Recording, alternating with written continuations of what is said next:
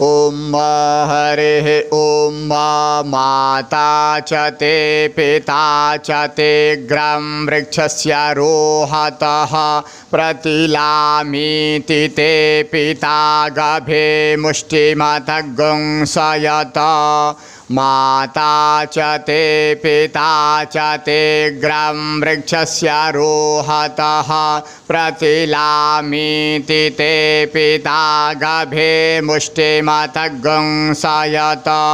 माता च ते पिता च ते ग्रे वृक्षस्य क्रीडतः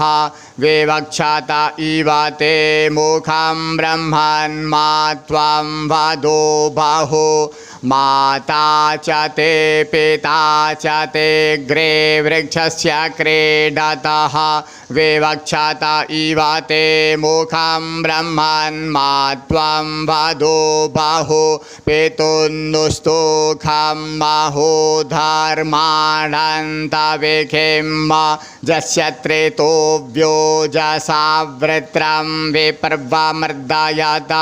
पितुन्नुस्तुखं महोधर्माणन्तविखिं